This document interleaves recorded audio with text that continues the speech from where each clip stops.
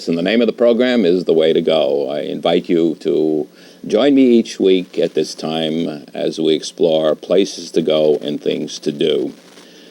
Today we're going to do some exploring that's a little different, perhaps to places that you'll never go to, but it does relate to what you do in your leisure time. Do you do things because they're entertaining? Do you do them because there's a spirit of adventure? Do you do them because you're satisfied and calm and safe?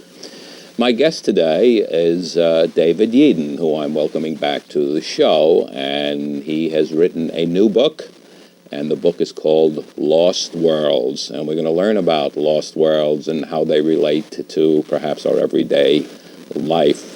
David, welcome back to The Way to Go. Thank you, Nolan. And we'll get into what your lost worlds are. But how do you determine what a lost world is? Well, I think it was sparked originally by something I read in the New York Times. There was a comment made by some extremely sophisticated writer saying there are no hidden places left. The Earth is over-tourized, over-discovered, over-promulgated, over-hyped. And I thought, this is absolute rubbish, because I've done almost 20 travel books now in 20 years. The previous one, The Back of Beyond, I got into some pretty wild places. We've talked about that one before.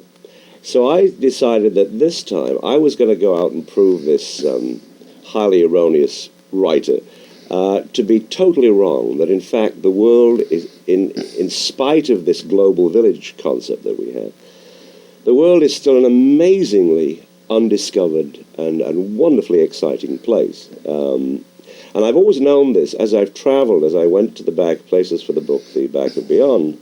I would always be tantalized when I'd found one of my wild places by the feeling that if I just went a little bit further, another 50 miles into the jungle, or another 100 miles down this track. Or another 400 miles, or another 800 miles. No, I mean, not quite that far, but there was always something lurking in the background, always a feeling that, if I could just stay here another week, I would really find something magical. Are you saying then, David, that you prepare long in advance and say, well, this is a place I want to get to? No, I don't. I have certain ideas. I mean, I do now. I know the world pretty well, and I do a lot of reading of my fellow travel writers.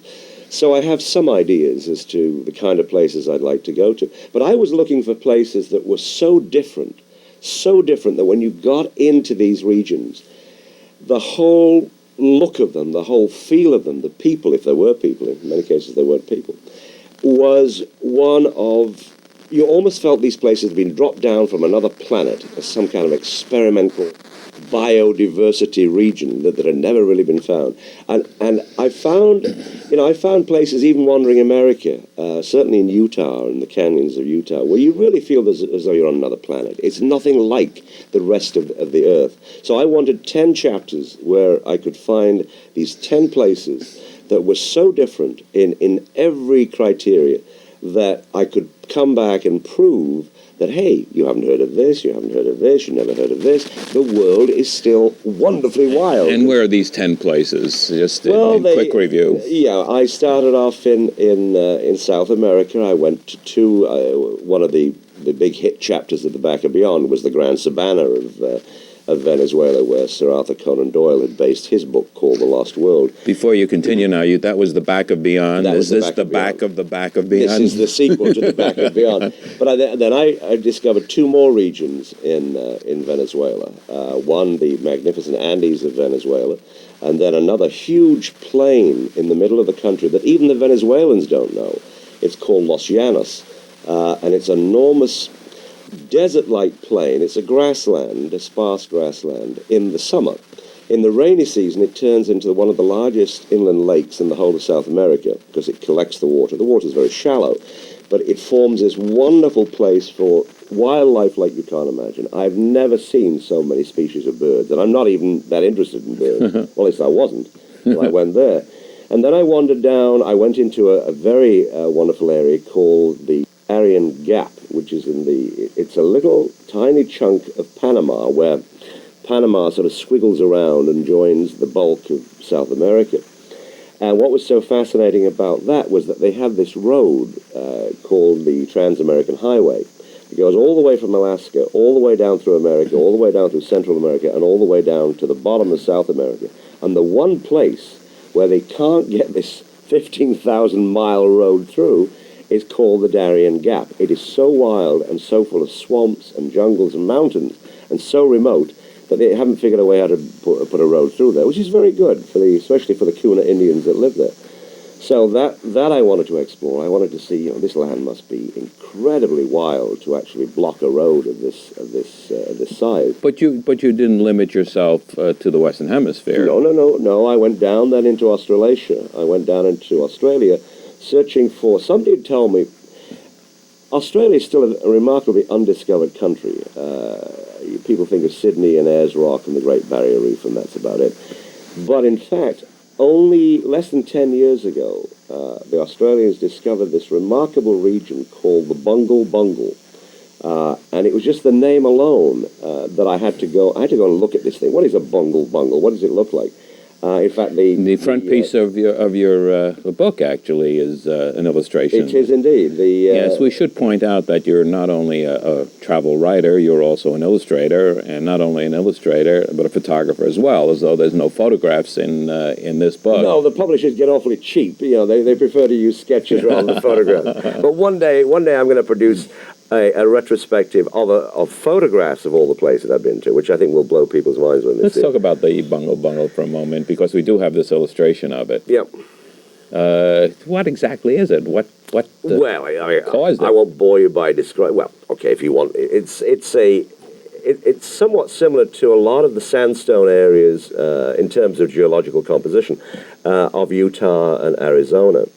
It's the last remnants of a very ancient plateau, about 1 billion years old, that managed to survive without being. Very often the sandstone plateaus had worn down to stumps. For some reason, this sandstone had a mica in it, a lot of mica.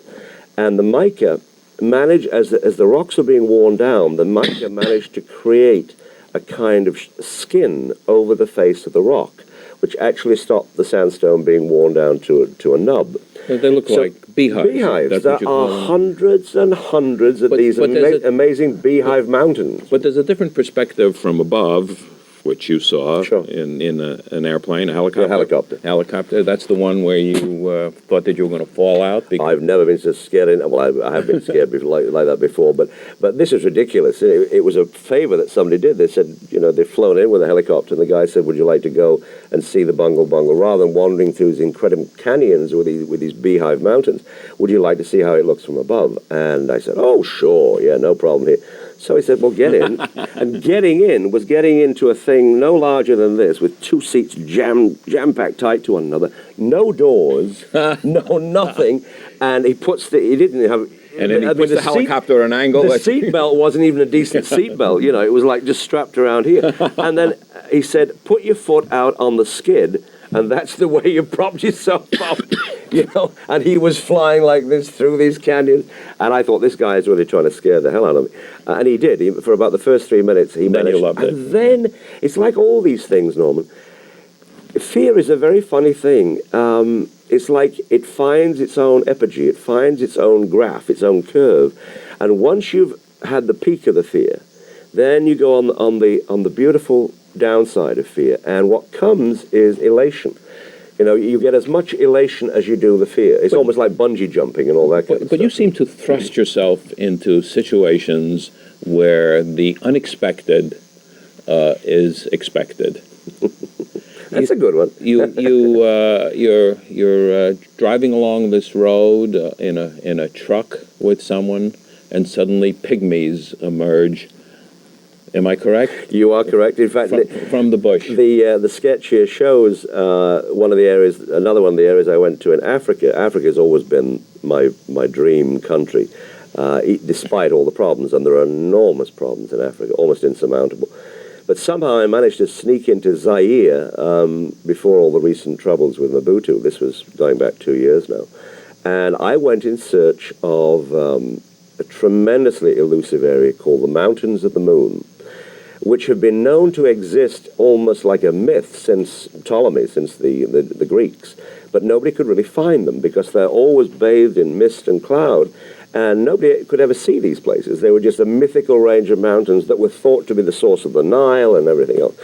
And I said, I've got to go there and find these, because I had seen one photograph way, way back in an old National Geographic issue that showed these enormous mountains on one day when the clouds happened to pull back. They were the most fantastic mountains I've ever seen anywhere in the world. You do have a sketch of that too. Yeah, that's a sketch. But what made it more fascinating was that because of the climate, because there were no predators, because there was no threat of destruction of natural environment, and because it was so wet and moist and hot, familiar plants that we know, that we see in the garden, lobelias and groundsels and even heather, I mean, things that grow to, a foot, 9 inches, a foot high, had grown to outrageous sizes. It was almost like a Honey, I Shrunk the Kids kind of world, if you remember that crazy film.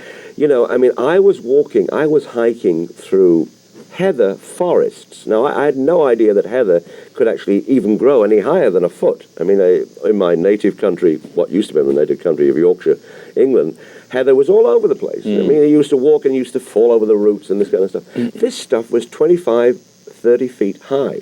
Groundsels that grow to about 9 inches high, 25 feet high. Lobelias, 30 feet high.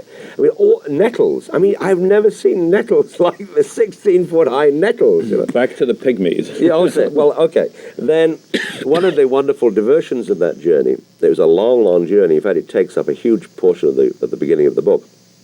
I had to go upriver on this weird, very strange ferry for 10 days to even begin to get to these mountains. The second phase was going with a beer truck driver who I managed to cajole into giving me a lift towards the mountain. And by sheer chance, we broke down, which is not unusual in Zaire. Everything breaks down in Zaire. And he had to go off and get a part for this and left vehicle. you all by... He left me. It was only going to be gone like a day or so. And he left me to look after the truck. I mean, there's nobody on the road, so looking after the truck. And when you say he left you, of course, he left on foot. He left on foot, but... he sent back a friend on a bicycle. There was a possibility that eventually he'd get a lift if anybody was ever coming, because everybody helps everybody else on this road. It's one of the most notorious roads in the whole of Africa. It's not even a road, it's just a lot of potholes.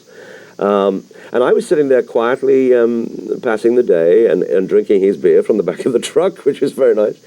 And then out of this beautiful forest, this rainforest, came three of the smallest characters, almost dwarf-like. I mean, not much more than over 4 feet. They just came. In fact, they didn't come. They were just there. I was sort of dozing by the side of the road. Next thing I knew, these three guys were sitting around me. In loincloths with bow and arrow. With a bow and arrow, one with a blowpipe. And they just sat, and they were sort of giggling, ha, ha, ha, ha. So I thought, well, this is funny, too. So I started giggling. And you see, the amazing thing about when you can't speak a language and you can't really communicate in a sophisticated way with people is that you all start to talk baby language or body language and eye language. And this makes conversation... I mean, you clear so much garbage out of the way when you can't play voice games and you can't play word games. So everything becomes touchy-feely. Immediately, it's like old friends almost. And so within 5 minutes, we were buddies. I won't tell you what they gave me something to smoke, which I won't go into, which was very strange. And then they quite openly said, come with us to our village. And I said, well, all the Western things, well, I should really stay here with the truck. Well, unfortunately, my driver had sent down a friend of his who lived at a nearby village with his bike and sent him down to look after me. So he agreed to stay with the truck, and I said, well, I'm going to go off with these guys. And I had no idea how far it was. They said, not far, not far. So I thought, what the heck? And this is what I'm here for. I'm here to let things happen. I'm not here to control this. I'm here to allow things to happen to me, which is the secret behind all good journeys. And we went off into the forest, and it wasn't like one of those forests where you have to cut things with machetes. It was like an English beech forest. These enormous rainforest trees grew up 200, 250 feet, but the actual ground was quite open. It was like a lovely New England forest, a New England wood. So we walked for about 2.5 hours through this immaculate, untouched, unspoilt forest, the sounds of the birds and the insects. And we arrived... I have to interrupt and ask you, there's got to be fear when you're doing this. You're going off an adventure with people who you've seen in pictures and read about. They're wearing loincloths and carrying blowpipe and bows and arrows, correct? Oh, yeah. And worse you're sometimes. wandering through the woods and then spend the night in the village with them and with their families, and aren't you afraid? I mean, we're afraid in where we live of everything that's going on, and here you're in a completely foreign atmosphere. Yeah, I am afraid, and it would be silly to say otherwise. But I've learnt a lot of things actually. But I've learnt two things: that when you let go and stop trying to control things, magic invariably happens. Sometimes it's not always the magic you hope might happen, but it's always magic because you don't expect anything. You're not sure what's going to happen, and you let the expectations go. And you found them on the way to looking for your mountain. Did you find your mountain? Let me just finish. And the second thing is being vulnerable. And I found it's taken me years to learn this, and I now find I can bring it back home too. If you can allow yourself to be vulnerable and to admit that you are at a disadvantage, you're in somebody else's country, you're in somebody else's territory, and people don't think you're walking in as the big white hunter and all this kind of stuff. Invariably, I have never found this happen any other way. People, even if they have aggressive intentions, suddenly seem to lose those intentions. They know you're helpless. They know they could wipe you out just like that. But and what happens is that the human side comes out, the loving side, the empathy side comes out. And the giving starts, not just gifts, but the giving of the spirit. And I found with those two things, letting go and being vulnerable, I have never yet failed to come back home to my wife. But yes, I stayed with the Pygmies overnight, and wonderful things happened. It's all in the book. I mean, it was just a magical night. And then eventually I did get to the mountains. Lousy weather, unbelievable bad weather, unbelievable luck. I climbed to 14,000 feet, and I never made the last 3,000. In fact, I was so lucky. I mean, talk about being vulnerable. I was crazy. I should have taken a guide. I refused to take a guide. I don't like guides unless I absolutely have to take the guide. And what happened was I really cracked my ankle badly twice. And if it hadn't have been for a party of German climbers who also couldn't get to the top, they were beaten back by the most horrendous snowstorms. There are glaciers up there and everything in the middle of Africa. I'd be still up there, I think, sort of rotting away in some little shed. They had little refuge sheds as you went up the mountain, although they were hardly worth it. It was better to sleep outside. And that was where luck came in. And luck is a third thing. I mean, luck is, you need luck. In Australia, when I was in Australia, I literally had another one of those experiences, a near-death experience, where I literally, and this was a lousy one, because all the other ones I've had, the other two I've had. Your whole life flashed before you? It really happened? Oh, it was weird. I mean, it's all those cliches that you hear about drowning. Believe me, they are true, but not in the way. It's not your whole life. It's the strangest mixture of incidents that you'd totally forgotten, or very, very on the cusp of your memory. You had gone off this boat and left the group, and you were pulled away from the boat. And I got in a riptide, and the group were all drinking beer on the boat. Fortunately, someone saw you. They completely ignored me. I mean, they thought I was on the boat somewhere. They didn't even know I was in the water, because I'd stayed in too long. And it was only by sheer luck. I was gone. I mean, I really had given up, which is the only time in my life I've ever given up. And I thought, there's nothing I can do now. Nothing, you know. And I was panicking, but there's all this funny voice, this strange voice at the back of all this. I won't say it was God, but it was something saying, you're going to drown, you know. You're going to panic. It's not going to be nice. You're going to drown. You know, accept it. There's something else coming. There is something else coming. Don't worry. All I could think of in the middle of all this is, Anne is going to be so mad. She's going to be so angry, you know. So that may have given me just a few more ounces of energy. Fortunately, one of the guys who was a brilliant swimmer, I'll love him forever. In fact, I dedicated the book to him, Peter Hillier, saw what was happening, knew that when I was doing this, I wasn't waving hello at the boat. I was going under for the fourth time. Talking about the book, and he got me and rescued me. You know? We haven't shown the cover of the book, and this is an appropriate time to do that. And while we're talking about Lost Worlds, is there a sequel? Is there another Lost World? Are there worlds out there that are my still wife, lost? my wife has tried to talk me out of it, but I promise that this time she'll travel with me on the sequel. The sequel is going to be called Little Lost Worlds, exploring the Earth's remotest islands. Now, there are some islands in this particular book. I went to Tasmania, for example. One of the things that are most interesting, as I've said before, it's not only places, it's not only adventure, it's people. Yep. And one thing that comes through here in your very eloquent prose are the people that you meet. And, Yes. And some of them are memorable, and let's talk. Some of them would rather forget, but no, I think one of the most memorable people I ever met was, I told you I went to Venezuela in one of the chapters, way up into the Andes, and I only went there to have a look at this city called Merida. I wasn't even going to write anything. And in the city, there was this myth about this man, a very rich man who was a lawyer and a judge, who'd suddenly, at the age of about 25, 30, given everything up, given all his property away, and he and his wife had set up on horseback with a few mules over the mountains, and they were going to set up their own home and forget the world. And I thought it was, you hear about these things. But this time I knew it was true, and I set off with a guide, fortunately this time, to find this hermit-like character. Some people said he was dead, whatever. And a long story, we found him.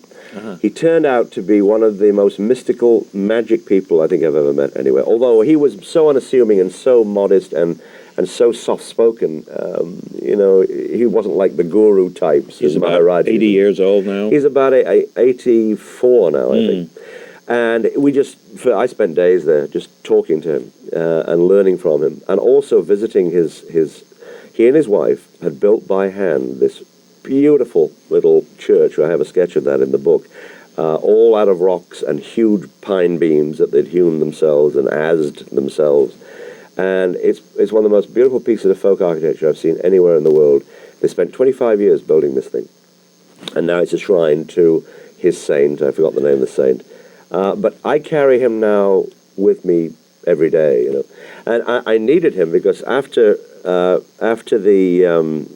been with him, I went down to Tasmania, and Tasmania was one of the most incredible places that I've ever been to in my life. It's the little island south of Australia, and it was an island that I've always been curious about.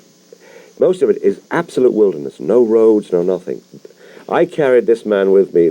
I did a sketch of the Tasmanian devil in the book because the devil is about the only thing that anybody knows about Tasmania. Anytime you say Tasmania, they say, "Oh yeah, that's where the Tasmanian devil comes from." But it was one of the most. The cover of the book actually shows what an odd lost world this is. It's the weirdest combination of wilderness and these strange palm trees and these remote lakes.